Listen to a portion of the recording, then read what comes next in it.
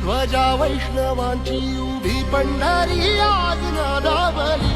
तुझे नाव ओठी तुझे रूप ध्यानी जीवाला तुझी आस गा लागली जरी बाप